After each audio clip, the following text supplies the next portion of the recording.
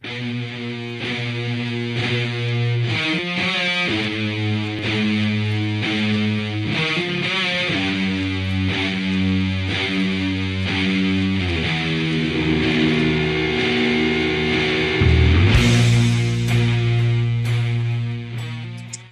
how are you, pal?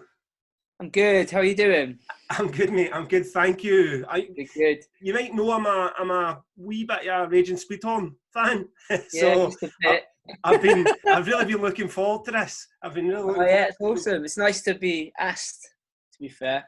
No, pleasure. Thanks for letting me come on. It's great to have you. So I'm gonna write a book when it's all said and done with the promoting my journalism careers and tatters. I'm gonna write a book, and the first chapter will be called 20 Cheeseburgers for Raging Speedhorn. Yeah. Do you know why? Yeah, well, you know what? I can't really remember how it come about. And it's quite weird now because the original members is like three of us who are vegetarian, which is so weird. But I think it was just more, we were just asking for stupid stuff and we just ended up getting it. And it was just really funny that we asked for stupid stuff and we'd end up usually getting like pants, 6 pairs of pants and all that sort of stuff. Yeah. And you'd end up, like some days you get nothing. And then some days you get everything. Cheeseburgers. In Europe, you get it every day. Like you go, fucking hell, not more. To fill the listeners in then. So my first show that I ever promoted was the Damnation 2005. I'd done nothing before Damnation 2005, so everything was new to me. And you guys submitted your rider, and fair play, you guys had been massive for a few years, so you were a big name, and I was delighted to get Raging Speedhorn. But your rider asked for 20 cheeseburgers. So me being the noob that I was back then, I was getting ready. I was getting ready to walk across to McDonald's and get you your 20 cheeseburgers. And the venue manager at the time, the guy, Dave Morris, I think his name was, Jelly's Rock World, he took me aside and says, "Where are you going?" And I'm like, "I need to go and get Raging Speedhorn their 20 cheeseburgers." And it says in the writer, he says, "Right, come here, you. Don't be stupid.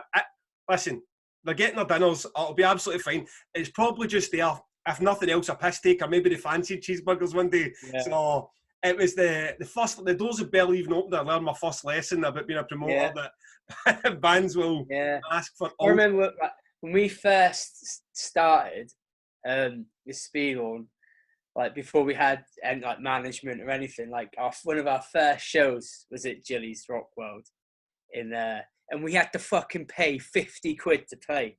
Right. I couldn't believe it. I remember our Tony, our guitarist, he was like, "Oh, I got us this gig in Manchester." I was like, "Oh, that's awesome." He's like, "Yeah, I have to pay 50 quid. I was like, "What?" When does that happen? That's what we had to do. But yeah. Back then, so that would have been, because there's a misunderstanding with Raging Speedhorn that you guys just showed up on the Monday and then by Tuesday you were superstars. Like suddenly like Kerrang Scuzz, everybody thought you were. You guys came from other bands. He's done the grinding and the tours and you played to the 10 people and a dog before everything really blew up for you. But when it did blow up for you, it went quickly. You guys dropped that first album in 2000 and then by 2001 you're playing the main stage at Ozzfest with Tool, Slipknot and Sabbath. So tell me about that show. Tell me about that entire day. The Sabbath thing. It was just the Ozzfest 2001. It was a bit because I think we were on tour with. We might have been on tour with Biohazard when we got that. I think like our manager was, because our manager used to basically come on tour with us, even though we had a tour manager, because we were like quite young. Naive. I think he just wanted to come out and just make sure we were all right. But to be fair, he was just as bad as we were. We were all kids, like he was like, how old? He was like 6 years older than we were. And he come from Corby as well. So like he moved to London, and our friend, his good friend, just heard us practicing, and then he took us on basically as our manager. Yeah. So basically he just came out because Doug from Iron Monkey, he was our tour manager as well. So he just started tour managing. So he came out, but our manager just wanted to make sure he knew what he was doing, which was like, it's insane if you think about it, because we were just, all of us were really young, like on this bus, having the best time ever. But he got the phone call and he was like, "Oh, I think we've just got Ozzfest." And I was like, "Oh, that's cool." And it wasn't like, I remember us all going, "Oh, that's awesome," but it weren't like all of us high-fiving each other or anything. We were like, "Oh, yeah, that's cool," because we were just them sort of guys, you know. We've never really, we always thought we were better than everybody else, so it was just like that thing. It was a complaint of why we're not above Papa Roach. Yeah, and it was just like, "Oh, that's fucking cool." And I think it was before, yeah, because we got that, and then we went straight from the Biohazard tour onto tour with Amen. Yeah. So it was really cool, because like Amen, which was this upcoming band as well. Well, I think they were on their second record. So like they were playing it, so we're like, "Oh, that's awesome! Like we've got friends there." And it was like, them sort of days was really strange, because that's when we had like a massive cash injection into the band. Right. So like we had a tour bus for like a weekend, and we just went down there, basically. And it was just like, I just remember us going backstage, and it was like, "Oh, this is a bit shit," you know, because we went down like a day before, and it was like we were parked next to fucking Max Cavalier or someone like that, and like we knew some of the guys who played in his band, so we were like, "Hey," like saying hello, and then we were like, "Oh, this is a bit shit. All our friends are down in the camping area," so we all just hung out down there all night and like taking drugs and fucking losing our minds. And I remember like coming back, and I think it was like 20 minutes before we went on, our manager was kicking off, going, "Where's Darren?" Like our bass player. And I was like, I ain't. Last time I seen him, he was in a ditch with no shoes on, down there, down in the campsite somewhere. And he was like obviously freaking out. He's like, "Fucking, there's a lot of people there to watch you." And then he just rolled in just off his head, and we just sort of just went on and did it. And it's quite a blur, really, like that whole situation. Because like, you know, I remember when I was younger, I'd always watch like Rage Against the Machine and stuff like that on stage, on like from their sort of stage view to the crowd, and everyone would be going mad. Yeah. And it was like that happened to us. And I just remember looking over at like my friend who was teching at the time. I was like, what's fucking going on here? Like, this is insane to us, you know, like that happened. Yeah. But I think we were just so naive and young that we didn't really sort of realize like the whole, what it would do for us, you know. I mean, like, the idea, I mean, I was in the crowd, and the show was, I mean, the whole day was amazing, but Raging Speedhorn were absolutely fucking brilliant.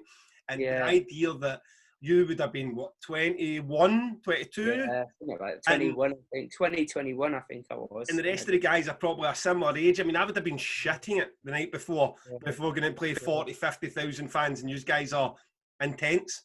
Not even in your own tour bus. Yeah, John was like, he's like 2 years younger than all of us. Fuck. So he would have been like in his teens. He'd have been a teenager when he did that. But like, again, it's just like, we had that attitude of like, fucking, like, we're gonna smash it no matter what. And it was insane, you know. Like, I was talking to someone the other day, and we went down the day before, because like we got a sound check, because obviously it was like a 1 day thing. Yeah. So we got a sound check, so it was insane, because like all the Sabbath stuff was set up behind. So like we were like, fuck, I just sat like looking at all these drum kit, and then like I think we did a sound check, and then they did a sound check. So it was only us in this massive field watching Sabbath sound checking. Yeah, it was unbelievable, because we were obviously still quite broke at that then. So all we had was a bottle of White Lightning, sitting in this field just watching Sabbath sound check. I was like, this is insane. Like, dream come true. It's nuts, isn't it? I don't, you know, like, it's such a blur, that whole day of, because it was that point, like, it was that's the point where everyone was like, oh, these are going to be like, Speedhorn are going to be like this new big thing. So we just pulled in different directions all day. Yeah. People wanted to talk to us and all that stuff, and we were like, what's going on? I mean, that lineup wouldn't even be possible now, because Tool, Slipknot and Sabbath would all, I mean, that'd be liners for a download festival now. Yeah. I mind the three of them one after the other, and it was did you guys, after you played, did you sort of soak that up, or was it again just complete madness afterwards? Well, we went straight into like the signing tent after we came off. So it was like, it was insane because my dad had come down to see us play, and my brother. My dad had never really seen Speedhorn play at all, because it's like, you know, we went from like being a rock star. Yeah, from being in a band to like being on tour all the time. So we never really we never really played Corby. And when we did, but when we first started, but the minute we got management, we were just on tour all the time. So we didn't really want to, he didn't see us anyway, you know. So that gig, I remember saying, "Oh, what did you think?" And he was like, that was fucking unbelievable, like what he's seen.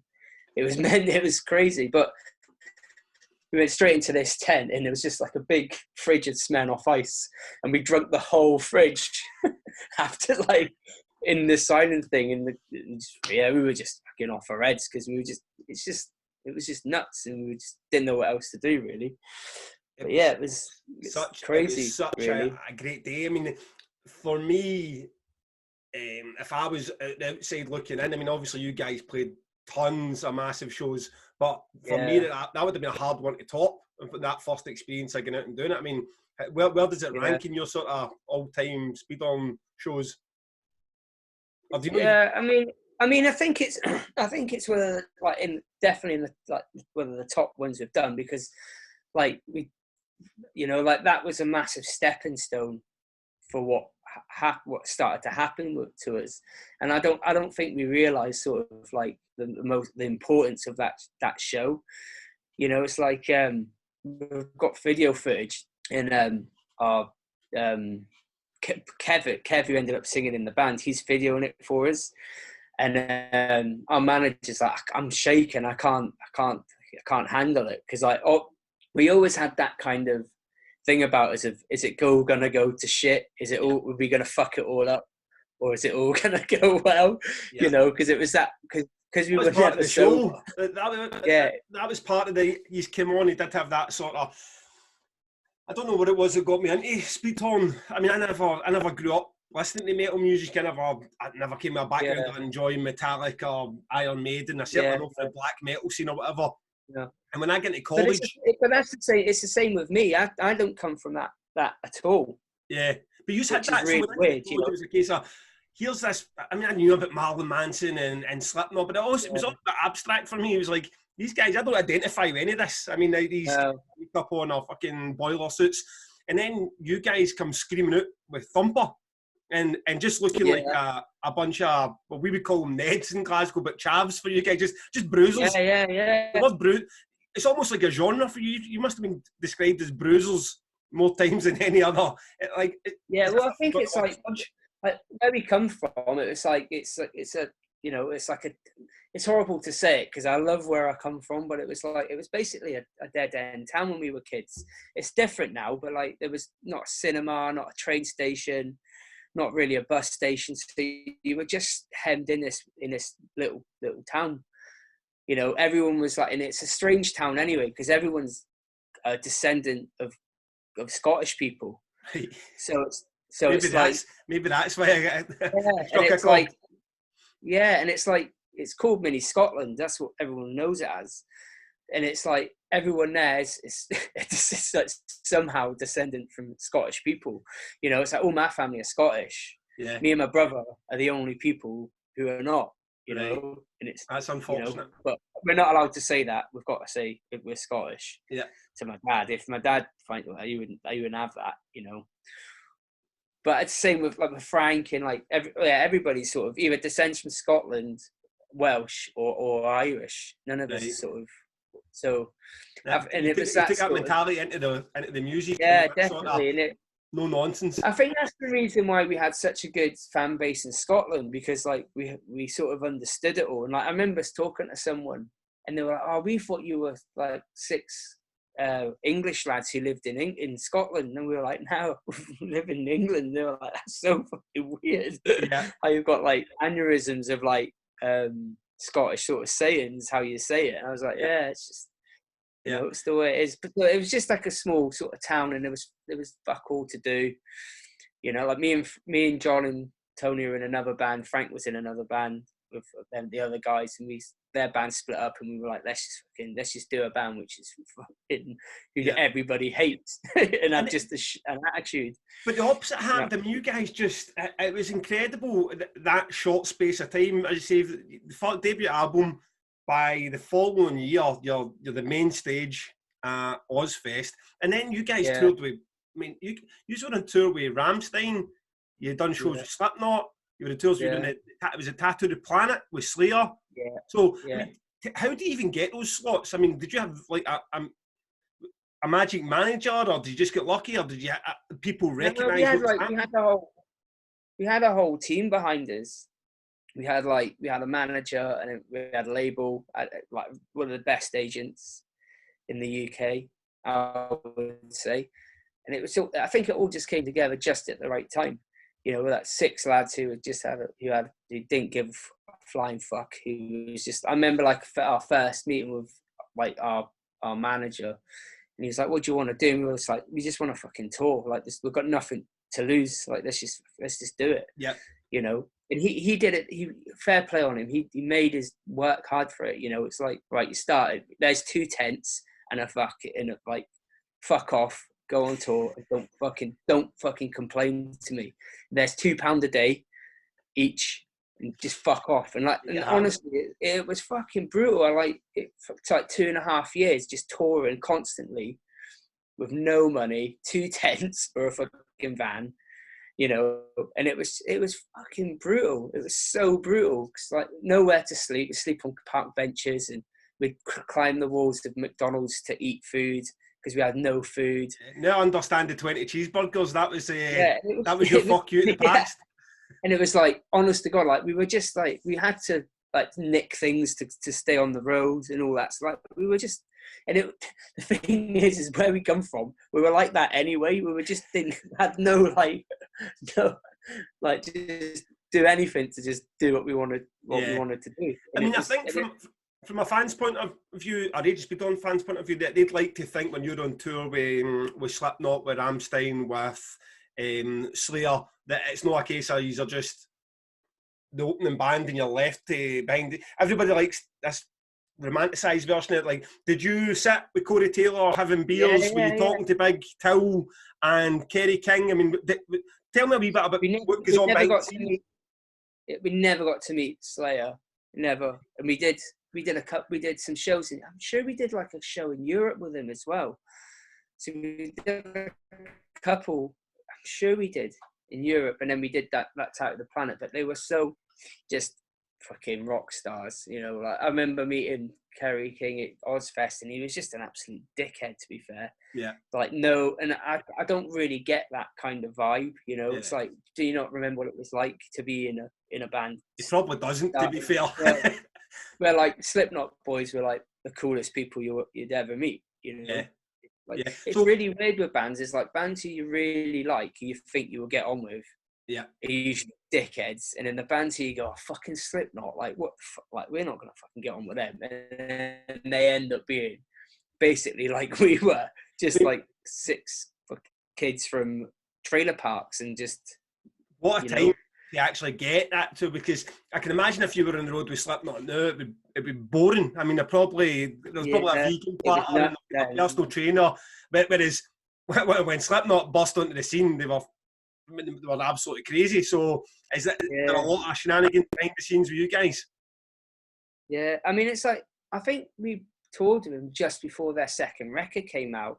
So it's like they were obviously massive. They were like arena sized, like when we toured with them in Europe. Yeah. But it's like, you know, like first day, you know, it's like first day you go, because no one knew what they looked like back then. Yeah. No one sort of had a clue. So it was like that thing of going in, like in sort of going into like this massive room and like setting your gear up, and then is it Sean the clown? Clown guy, yeah. I can't remember his name.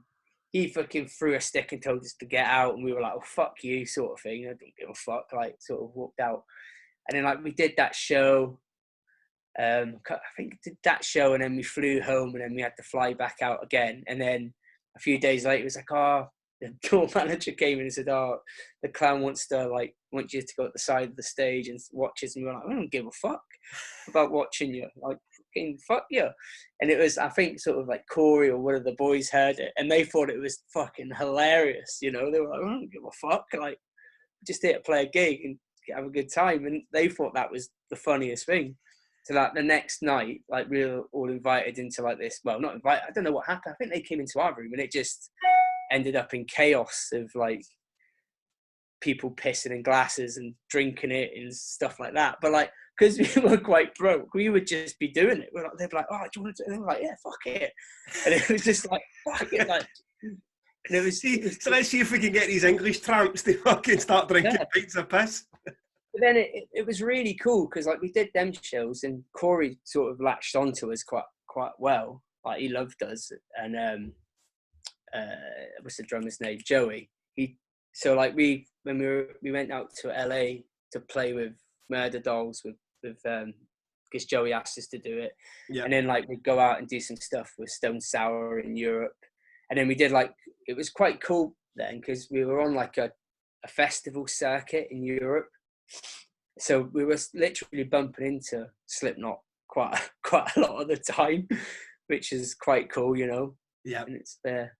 And I think they played the same year we played Reading and Leeds Festival as well. Slipknot did.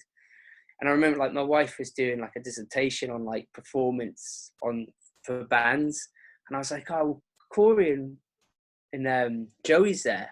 I wonder if we can like sort something out so you can sort of speak to him." And Corey had just sort of shaved all his hair, and I was just sitting in the backstage room like quite pissed, everyone having a laugh. And Corey comes in and just sort of stands there and stuff. And I just turned around, I was like, "Who the fuck are you? Get the fuck out of our dressing room," like joking around. And he went, oh fuck. He just walked out, and our manager was like, "That was Corey." And I was like, "Oh fuck."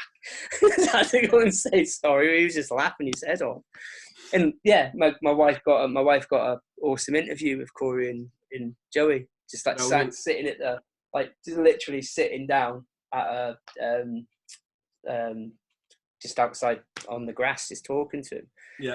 It's really, I mean, back then they were awesome. And like a few years ago, I messaged Corey out of the blue saying, "Oh, how's it going?" He's like, "Fuck, I was just thinking about your band." That's, you know, and it's quite cool to think that the amount of bands he's toured with, he still sort of thinks about Speedhorn, and it's quite cool, really. That is great. It's great to hear. I mean, it is. I mean, I'd put money in Kerry King being a dick, but that's good to know about Slipknot.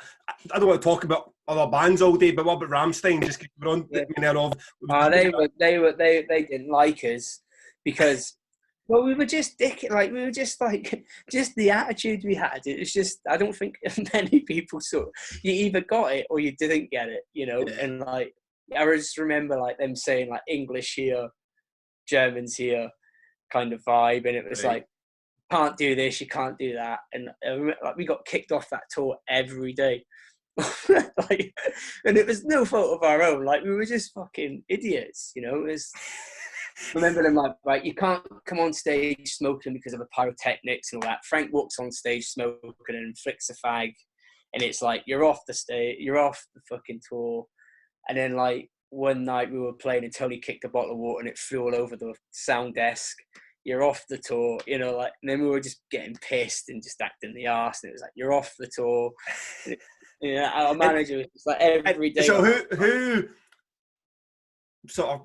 who gets that sorted for you? Is your manager on tour with you still then, just basically try to keep that together? Our tour manager, but he was just as bad as we were. So it was so hard, like, you know, because we were on tour with, what was it, not Machine, what that band who was on tour with them, they ended up being quite big, like a new metal band. El Nino? No, it's something like that. I can't remember the name of them, but they did quite well for a while. And like, it all got a bit, like, everyone was just pissed, and our tour manager ended up hitting the guitarist over the head with a fucking baseball bat. But it was just, it was all in, it sounds mad, but it was all in jest, and it all got a bit out of hand. And it was like, oh, but they were just, it seems like we attract them sort of mental people. you know. So it was just like, yeah, we got on with them really well as well. Which Yeah, cool. That's pretty amazing. That's pretty amazing. So Yeah. you guys, you went out on tour with these like stadium bands now. The size of them, some of them are absolutely mad. But you also done. I mean, you guys just toured and toured and toured at the start. You were out with Amen. Yeah. That first tour. I mean, you talk about somebody who's a head case. Casey Chaos must have been a handful to do each day, or did he find you guys a handful by the sounds of it? I think we were just, again, like we were like back then, because a lot of them guys came from a band called Snot, which like I loved that band when I was younger. So I was like, holy fuck, like these are the guys from. But they saw the first show. I remember watching, going, fucking hell, these are mental. Like they're just nuts because they just crashed everything. But then, like a couple of days down the line, that's like, you know, we're all best mates, all going out singing in karaoke bars, and we ended up getting arrested on that tour and put in jail for like 5 days. Well, in Spain. So, but like it was just because we went to this English bar because we hadn't been home for months, and some of the guys from Amen came, and they were, after a few beers they sort of seen what was going to happen, and they were like, oh, we're going. And Shannon, the drummer, who's now the drummer in Godsmack, he was like, I'm going to stay out. And I remember like Sonny taking us to the side, going, look, don't let him drink. Like he's a fucking nightmare when he drinks. He's trying to stay off it. And then like as he leaves, Sonny just comes over this biggest like tray of shots. He's like, come on, boys, let's have it. And it just got crazier and crazier. And I was like, I need to go and get food. So I came out, went to get food, come back. And as I came back, Tony was going up the road on the back of this motorbike with this guy holding onto him. Managers spinning around in a circle, spewing everywhere. And the rest of them are getting flung out the door of the pub. And I was like, what's going on? And it just got worse and worse, and then we ended up getting arrested, like at the tour bus. I just remember a dog's nose coming through the bunk, like, get up. It's like, oh, fuck. Did that affect the tour in the sense? Did you have another 5 dates to do, or were you quite long? Yeah, we had to just like not do it. Our bus driver had, I think it was like 5. It might have been like 2 or 3, but yeah, it got a bit hairy. I mean, like that's at the start. I mean, the first metal gig I ever done was Amen, you guys, and Charger. So we know we're talking about, that was like December 2000. So that's before you've even that's before you've even done the Ozzfest or any of the arena shows. Did you manage to tone it down a bit in the following tours, or were you always just that train crash? So it was always like that. So it was like that all the way up till we stopped in 2007, and then when we got back together, it was just it's exactly the same. It's not really. It's calmed down a lot. I'd say it's calmed down a lot now. Yeah, but Frank's still like the crazy one. Like he's still like off. You won't see I suppose him for like two decades will do that to you. I mean, it's weird because I've booked you 4 times, and I've had nothing but a pleasant experience with it. I'd go as far as say professional. I mean, you've always been always on. I mean, never been. I mean, we were I mean, like it gets to a point where when you're on tour all the time, you can't be like that all the time. Yeah. You know, because you'll just. I mean, like there was points, and I say this to our cause we still speak to our old manager now. Like, I can't believe all the original members survived that. Really, because you were just nuts. You know, it's like Frank driving off down the road in the tour bus, pissed. Like when the driver's gone in to get some fuel, he's just like, we've just driven off down the road with, it's just setting fire to tour buses and throwing tables out of windows, and we've done it all. We've done it all. Yep. You know, the Rockstar experience mad, really. Was done within the first 6 months. For the sound of it. Well, I think the thing is like we thought to ourselves, fucking, this ain't gonna last forever. Like we've just got to have the best time possible. Yeah. Like let's go 100 mile an hour, because there's no way this can like survive more than a year or 2. And I'm sitting here 20 odd years later, still in the same band. So, but that's the thing. It's like, sorry. when you're that period when you guys are in the cover of Kerrang, when you are playing, getting this prestigious slots, you're playing the festivals, was there money in it? Was there actual, could you guys make a living as Raging Speedhorn? We were making a living, yeah, but like it's all sort of, you know, like it's like we would get like an advance of money, and we'd just put it into basically a pot. So we would never, like, we'd pay ourselves a monthly wage, basically.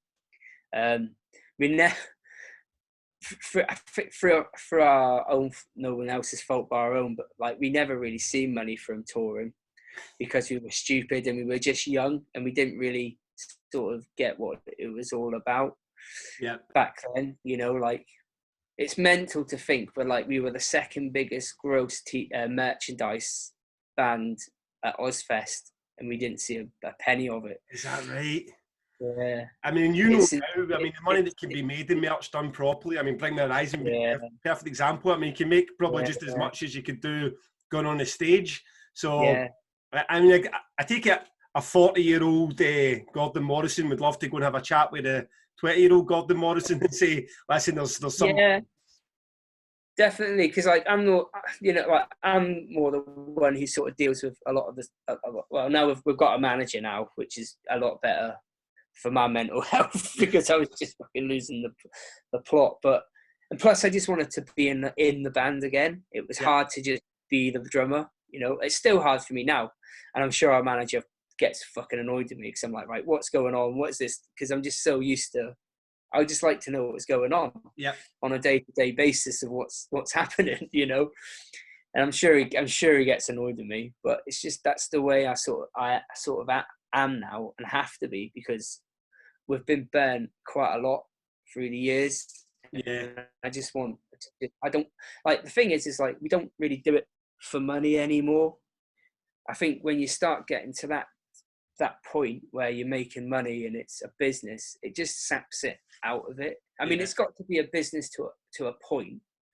But even now, like, because we've got our own record label now, and all that's, it's all like everything comes out, you know, on our own label. So it has to be a business sort of to a point. But back then, I would love to know how much money we were making. I know, you know. But it's just. It's our own fault. There's no one else to blame but ourselves. Like because the guy who managed us, Dave Bianchi, he basically was like, he was working in a management group, you know, so he didn't really know what was going on. He'd say, right, this is that, give it to the main guy who ran the company. Yeah. And you never knew, you know. It's like, I remember like at Ozzfest, we were like, fucking, we're all skint. We've got no fucking money. Like, what the fuck's going on? Yeah, just played to 40,000 like, people. Playing in front of all these people. Yeah, like, what the fuck's going on? And like, our manager just handed out £50 notes to shut us up, you know. And it was like, Frank would say, I'm not going on tour until I get paid some money and stuff like that. And like back now I'd be like, oh, fucking, he's right. But back then I was like, what are you fucking doing? Like, come on, we've got to go on tour. And he was like, I ain't fucking going anywhere. Like, I want some money. Aye. And, you know, it's true. It's true now to a point, but you know, we probably make more money now than we did when the band was doing really well. Which is utterly ridiculous. I mean, consider nobody sells albums these days. I mean, physical albums and the tools that you had back then. I mean, the fact that there's. But you're right. I mean, what are you going to do? I mean, we sold a lot of records. Yeah, we sold a lot of records back then, and that's the sad thing about. Like, that's what I was saying to somebody the other day. Is like, if we sold the records we sold then now, we'd be bigger than Bring Me. Yeah. Because I know how many records we sold, and it was a lot of fucking records. Yeah. You know, it's a different world. I mean, talking about these shows that, especially ones that you talk to, extreme metal fans are fans of metal who like the heavier stuff, and their experiences of Download. A lot of folk will tell you about that combination in 2005 of Raging Speedhorn into Napalm Death in that tent. Yeah. I was there. It was amazing in all the worst ways. I mean, the tent was packed to a person against the canvas. The mosh pits, when you have a mosh pit, and sometimes you're like, right, okay, I need a wee break, and you move to the side. There was no side. It was just, it was insane. You guys sort of set the tone for Napalm Death, who then came out and took up another level. It was just, and all these years later, I don't know if there's ever been a better combination at any festival I've ever been to. It was just so good and so violent and so... Yeah. But for you guys, do you remember that show? Was that one that sticks out as an artist? Yeah, it was really cool because Frank had just left the band then. So Kev came in he wasn't even in the band then. He was like, I'll come in and help. Yeah. And like, I just remember like going on stage and it was like, fucking hell, this is insane. And it was really weird because our girlfriends and wives at the time weren't allowed to come backstage. Right. So like my wife now, she was in the pit and she got knocked over and like people were dragging her out because she was like, I didn't know what was going on. It was insane. And it's really, that's why I always say, it's so weird how Napalm and Speedhorn have never toured together. Yeah. That's the only show with, we played Tattoo the Planet with him and they were like further on, but like it's always that, and we know some of the guys in Napalm as well. Yeah, we're always like, we were supposed to do a show with him a few years ago, but it never happened in the end. But yeah, that was insane. That pit. I don't know if it was just. Was that the year that was a sort of was that My Chemical Romance and Feeder? Was it Feeder? Yeah. I think Feeder were playing, and I think there must have been a coming together where you get a lot of fans that maybe just looking for. Feeder wasn't the band. I don't have anything against Feeder, but I know the band that I'm going to go and watch. And I think just so many folk went to that stages looking for metal. And I saw grown men getting lifted out in shoulders, like getting patted. It was like, and once you were in until you were knocked out. It's insane. But it's even like we played Download a few years ago, and I thought, it's going to be rubbish because Rammstein are on, and like we're in the smaller tent, and it was the same. It was just mental. I think it's just crazy to think that even now, like when we play festivals, it's just still like that, It's crazy to think about it, and it's mad to think that we've been going for over 20 years and still have been able to get them sort of people, and seeing younger people as well. It's just insane to me. Absolutely. It's really cool. We had that would have been last year that you guys played. No, last November. Yeah. And you guys came back, done the main stage again, opened the main stage, and the place went wild. Absolutely loved it. And there was a lot of feedback for people who didn't know anything about the Raging Speedhorn of 2005 at Damnation or the Raging Speedhorn at the Download, or certainly not the Ozzfest. Half of them might not even been born. Yeah. And they were like, this band is fucking great. That must be great to feel like you're not just a nostalgia act. You're not just coming back and like, right, everybody hold on, wait till they play Thumper at the end. There's a real enthusiasm for Speedhorn with a new group of fans. Yeah, well, if we were like that, I think we would just stop, to be fair. I hate it when people say that about us anyway, but like, it's hard, isn't it? Because like when you have two albums which did really well, people are always going to revert back to that anyway. And it's like, like we've just put the third record on Spotify now, and I hated that album because we were going through such a weird sort of time at that then, That was like, just when we're talking about How the Great Have Fallen, and that was just when Frank had left.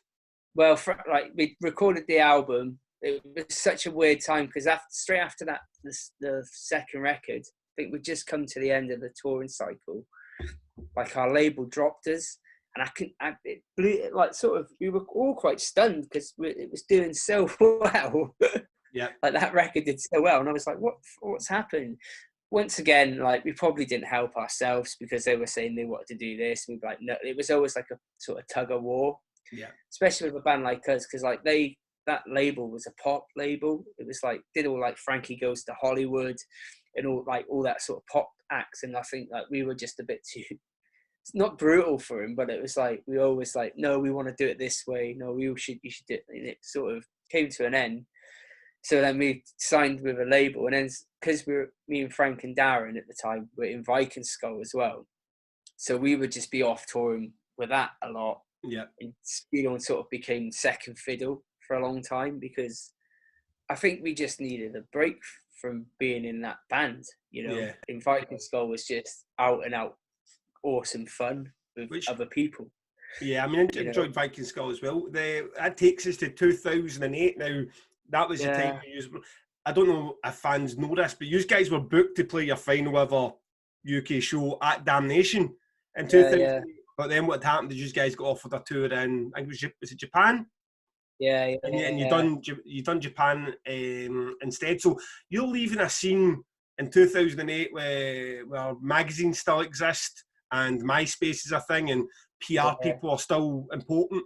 And then you come back in 2014 and Facebook and magazines, if they do exist, are definitely about to die.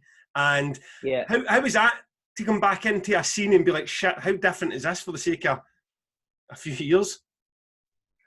I think for me it was not too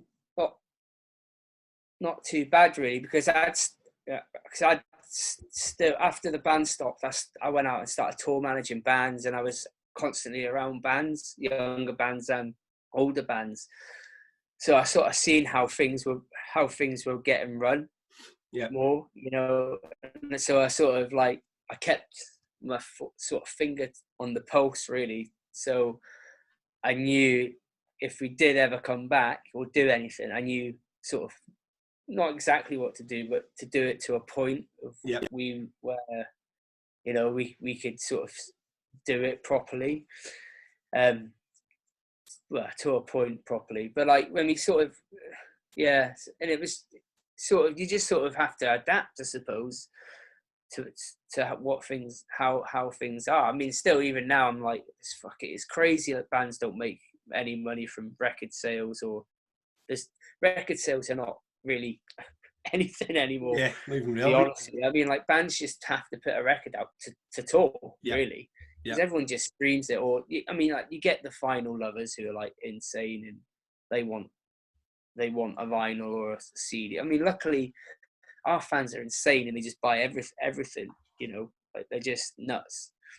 So it isn't too bad in that aspect, but yeah, it was a bit. I think for people who hadn't been in the music industry or around that sort of thing.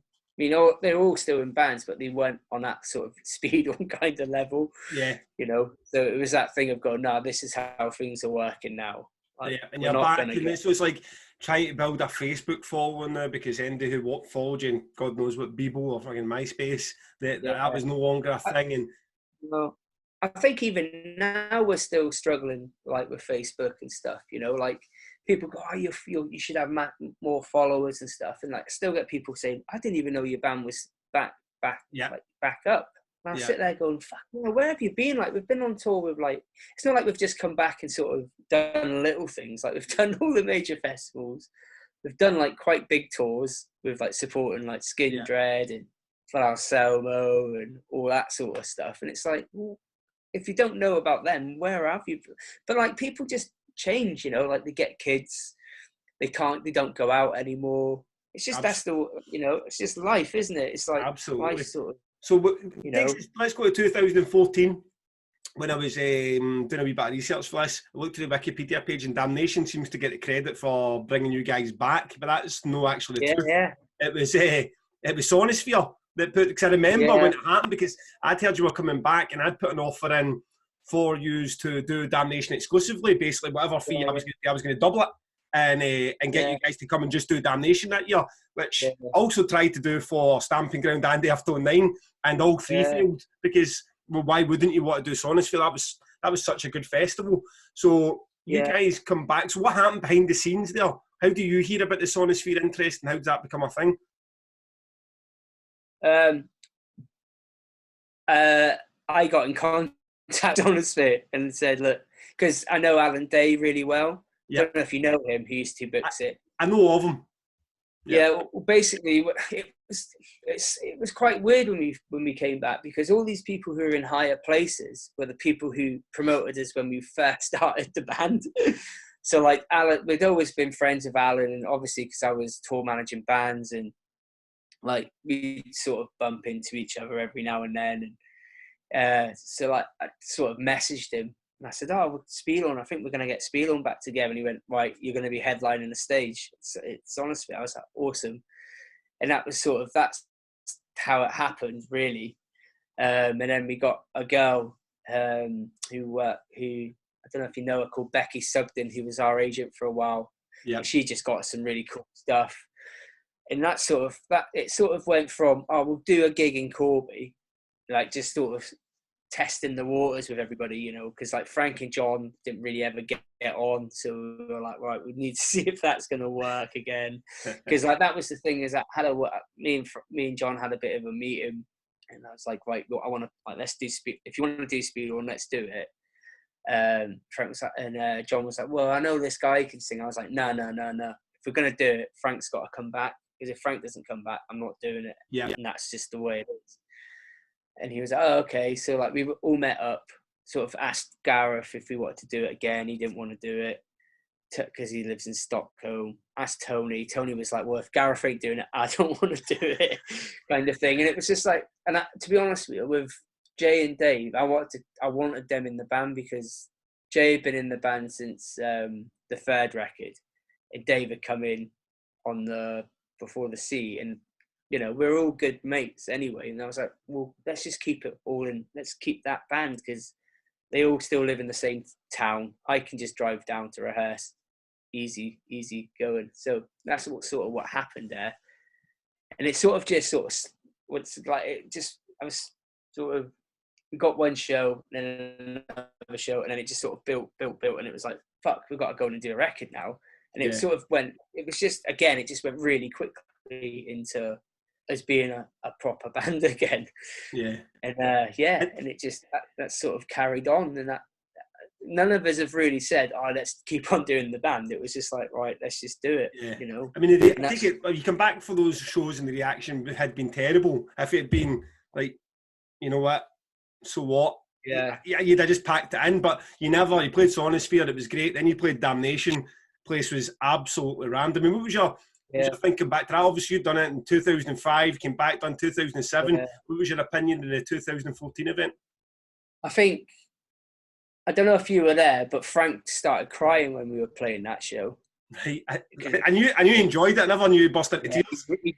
He got really emotional on that show, because, you know, like Frank left on a bit of a weird sort of situation of, and I don't really know sort of really what happened. You know, it was like, Frank's not there. Frank's not at the video shoot. Oh, what happened? Oh, he's just being Frank, isn't he? And I was like, oh, sort of thing. I didn't really know what was going on. And he's sort of, you know, I don't know if he got pushed out or I mean, it was a bit of all of us, I think, at that point, because, you know, I think Frank's dad wasn't very well and all this stuff. And I think he had a young kid, and I think it got a bit too much for him. Okay. And I think it was sort of like a bit of a weird one. And then probably like a year or two before, because me and Frank grew up together. I've known Frank since we were like 0, since we were babies. Yeah. So it was just like me and Frank started talking again. I was like, oh, yeah, it's quite cool to start speaking to Frank again. And then I just one day I just messaged him. I was like, do you want to do the band again? He was like, fuck yeah, let's do it. And then I think that was the pinnacle, really, of us getting back together, doing a couple of shows, and then doing that. I think it was just a bit too much for him, you know. And I think it was that thing of him just, fuck, this is my band, you know, like, I'm back doing it again. I mean, that year it was packed. I mean, Bolt Thrower came back and it was you guys stamping ground, and it was a real energetic main stage, and it really went off for Speedhorn as well. I think people had that break that he's had, that people were ready for it. People might not have saw you at Sonosphere, and it was an intense show with that many fans. So I'm glad to. I knew you enjoyed it because you told me you enjoyed it, but I didn't realise it was that emotional. And to be fair, like this time last year when we played, because obviously John had left and Jay and Dave had gone, it was another sort of high point for us, because it was the first gig we'd done as that lineup as well. It was like, oh, let's go in and fucking have it, and it was awesome as well. You know, it's really. I think now, You talk about professionalism from Speedhorn as well. Now, you guys have spent your careers, all you knew was sort of headline, or if not headline, arena tours where you'd still be on and you'd have the whole day to drink your shots and go on. Remember, you were at Damnation and that you went on stage at about 2:30, 3. You went on sober. I mean, you went on absolutely smashed it sober. It says a lot about the band as well. It's not just that whole, we're here to smash shit up and be be those Corby bruisers. You know what I mean? You came on, he's putting a professional show sober. Yeah, I think you have to though, especially in where we are now in our in our career. It's like you have to do that because people are waiting on you to fuck it up. Yeah, you know what I mean. It's like, fucking these Corby, these fucking boys, they've been around forever, ages, and that's what I always say to the people in the band is the minute it stops being energetic and it's not being able to be like that, the band's gonna stop because that is what we're all about. Yeah, energetic, that fuck you kind of attitude. That's what we're about, and if we can't do that, then the band's not going to be around. And people pay to come and see you, and they want to see you. So it's like you've got to give them because you never know who's in that crowd who can help you along the way somehow. Of course, that's what we always think. And in my head, anyway, it's like we're always fighting against the other bands. It's a fucking brawl. We're there to show people that we're better than all these other fuckers, and that's the way I've always been. Good. I always think my band's better than everyone, so it's like, but that's just because everyone's like, "Oh, you're a fucking arrogant." I'm like, I'm not arrogant. I honestly do think we're fucking a good band. Yeah. Or else I wouldn't do it. I'm not gonna lie. I do think we're a good band. And he's getting that credit now. I mean, it's. Beforehand, I see you guys show up in all the bills now. I mean, they weird Hammerfest style festivals. You guys are on there. You're on Bloodstock. That wasn't happening back in 2001, 2002. You're a Bloodstock band. Some of the new festivals that come up, I noticed that you're on the bill for that Mannerfest that's happening. He's also, for whatever reason, he's getting these weird sort of. It's one called Call to the Wind. These sort of weird, sort of throwback, almost nostalgia festivals. So you're doing the ones that are still pretty relevant. You're doing the ones that are a bit, almost got a biker feel about it. So that's. I think you have that. But the thing is with Speed, it's like we've always been that sort of thing. It's like we, when we first started, we'd play the Hell's Angel biker clubs. We played what's that? Hell's Angel festival. It used to be around for a while. Bulldog Bash, then we play we did. I think people sort of categorize bands and put them in pigeonholes way too much. It's like just play just fucking go and play with anyone and anyone because who gives a fuck? Then if you can get some old guys and some younger lads and all that, and they all come together when you do a tour and it's sold out or it's doing really well, then you've done your job then, haven't you? Yeah. I don't give a who wants to see a bill of 3 black metal bands or 3 sludge bands or 4 thrash bands? It's like that's the reason why the stages are kind of built the way they are at Damnation, so you can go from a bit of sludge to a bit of black to a bit of doom, and I mean that's why I think it works. Yeah, I mean no one wants to go and see the same band all day. No. I don't think, I think it really dilutes even the best bands. I mean, if you're the best black metal band, but 4 bands before you've played substandard black metal, kind of take something away from you just kind of get sick of it. I mean, I've got a friend who goes to Obscene Extreme. He obviously loves that type of music, but he's just got to be a change of tempo would have been good.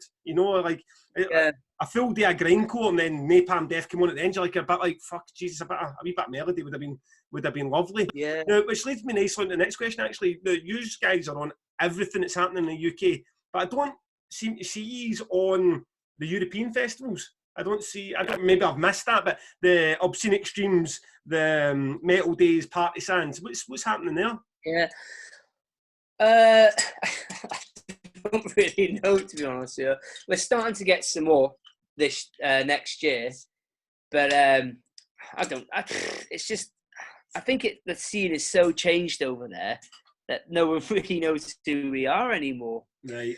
Which is a weird, it's like, and it's, well, people say that, but then I was, I see album sales from our last record, and I was like, a lot of it's in Germany, a lot of it's in.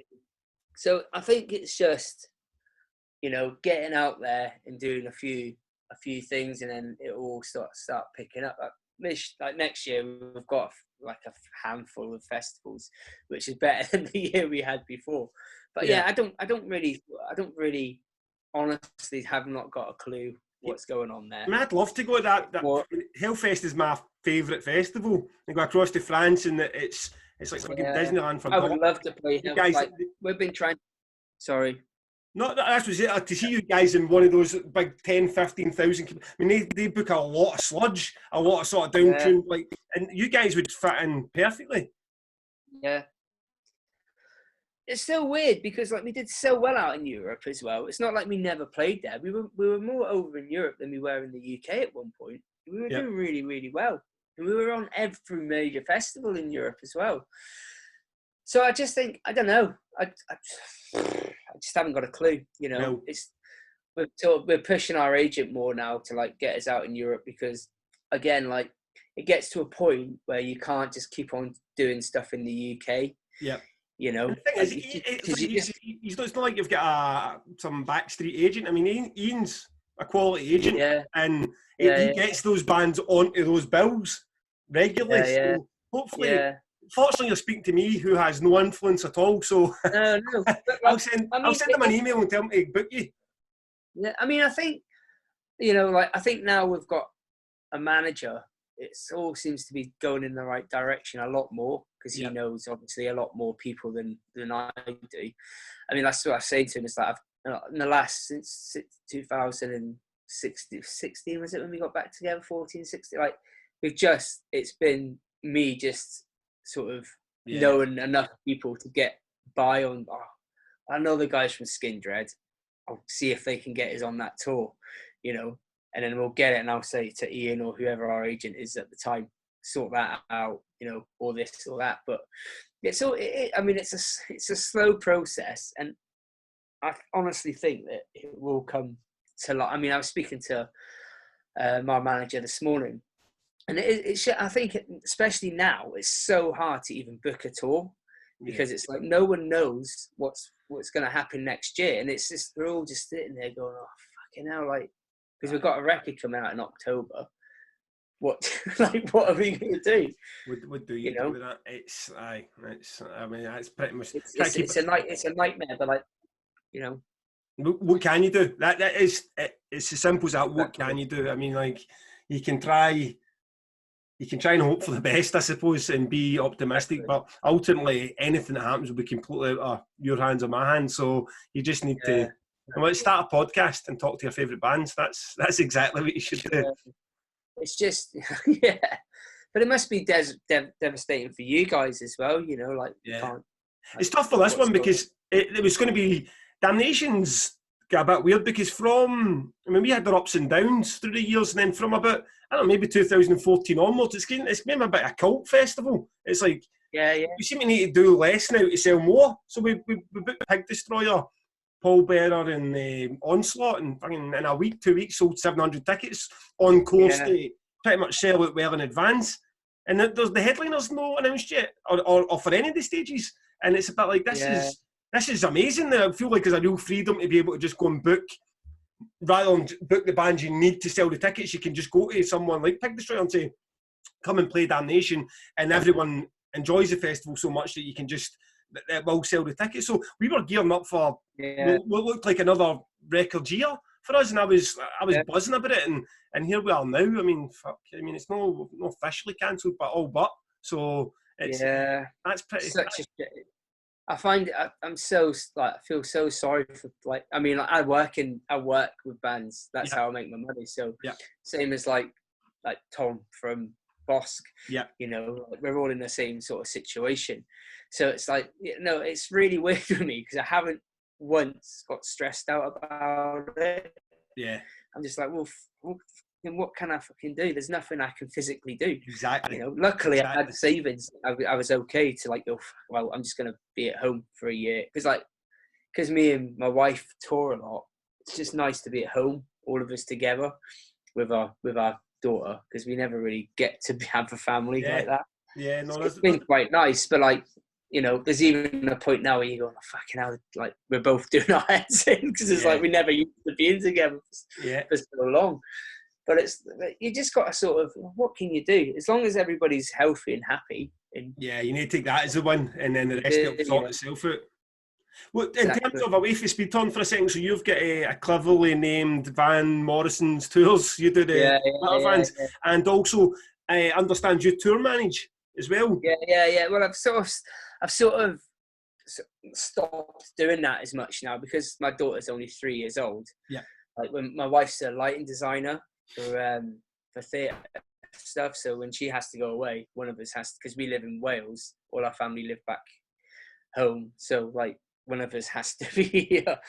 So the vans sort of like they sustain themselves and make enough money that I don't have to really tour anymore.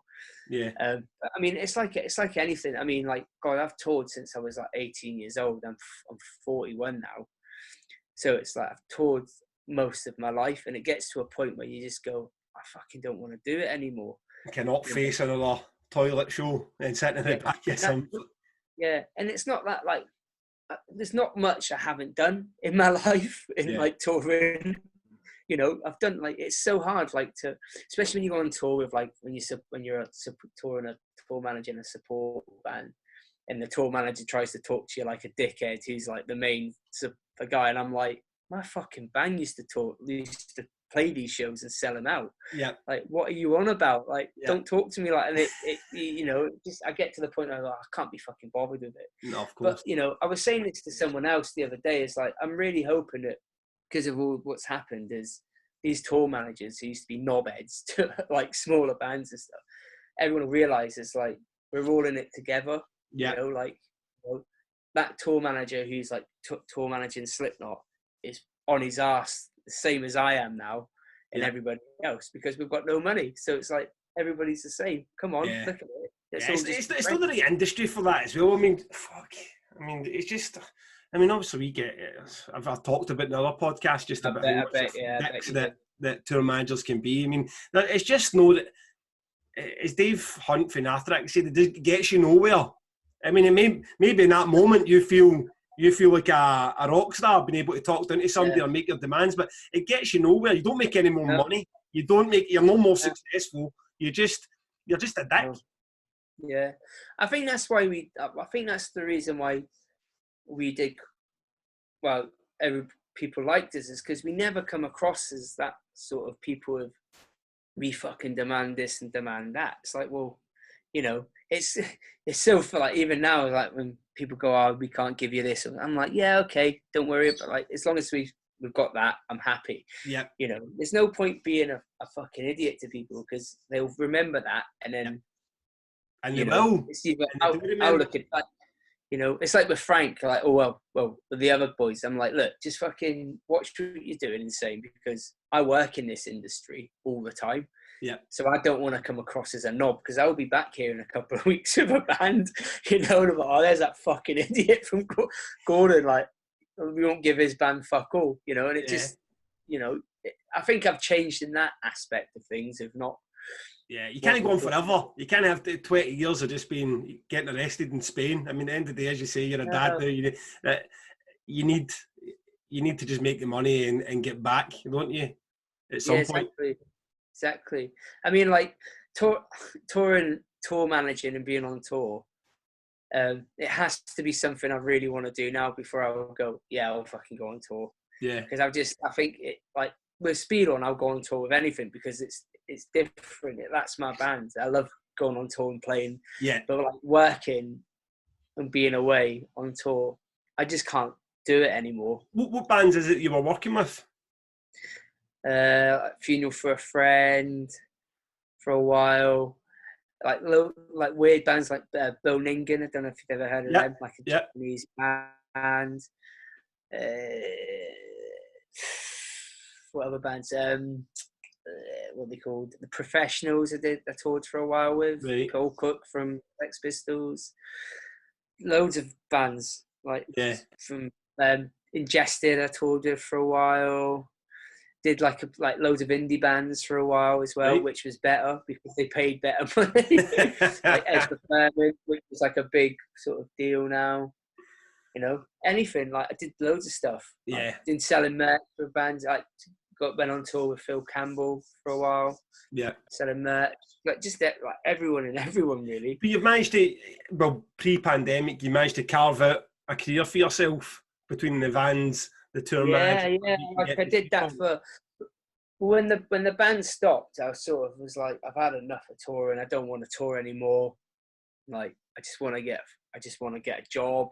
I want to be at home. I don't want to be on tour because I toured for like since I was like 19, 20, so I was like 30, like non-stop touring, and it was just the point where I was like, I've had enough, and I literally went a bit crazy, to be honest with you. My head went nuts, and I was like, I just need to be at home. I just need to just have time at home.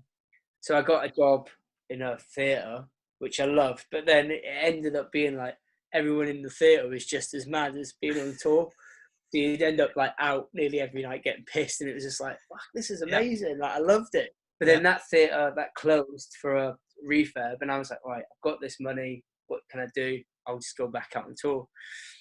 And it was never like for the, it's weird, but it was never for the love of it. You know, it's like I'll do that because I know how to do it, and I don't have to answer to anyone else. It's just I'll go on tour. So I started like touring with like Bury Tomorrow and stuff like that, which was awesome. And it's like, and like, no, that's great. I mean, it's great that somebody you're able to sort of carve that. You can pay your bills without having to go and do something you absolutely hated. You don't strike me as the kind of guy that was going to fit into a 9-to-5 office job. So nah, I would never fucking do it. Like I couldn't do it. Like I come from a family like who wouldn't do it. Like, you know, my dad worked for himself. You know, like no nonsense kind of guy. And even now, I'm like, fuck, what am I gonna do if this carries on? Because I can't go and get a normal job because it'd be someone tell me to do something. I'd like fuck you, and I'd walk out because it's just in my sort of. I don't like getting told all the way back to clown for Slipknot. Fuck you. Yeah, it's just like, nah, fuck you. I ain't fucking doing that. You know, and but it's just that's just the way I am. I can't help but be like that. Yeah. You know? Yeah. Well, listen, it's been an absolute pleasure talking to you. Thanks for doing this. Let's end it in a high note. What's the future then for Speedhorn? I mean, take the pandemic out. What's next for you guys, or what you hoping for? Well, the pre-sales got for our record next Friday, which is can't wait for. It's called Born to Kill. It's all about the new record now. Basically, we've got a new video coming out as well soon. So it's all just gearing up for the new record now, which is awesome. I can't wait because it's been recorded for about a year. So we're just a long time coming. Yeah, and it's all done properly this time. So hopefully we're hoping that it'll chart in some rock thing. But yeah, and just like trying to get out and do some more shows. We've got the Call of Wild next year and some other festivals in the UK, a couple in Europe. Doing them Pick Shift the Torch shows as well. Yeah, that'll be great. Is that come up to Glasgow, or is it just? No, we're only doing 1 or 2 on that, and then I think we've got some other shows sort of booked, but we're not allowed to say about them until they've been announced yet, which are awesome shows. So yeah, so there's loads of stuff going on, as usual. Good. Listen, it's been a pleasure. Those tour stories. Those tour stories. I could be on here all night. That's not even. Listen, thank you so much. Write a book. Speak to you soon. No worries, buddy.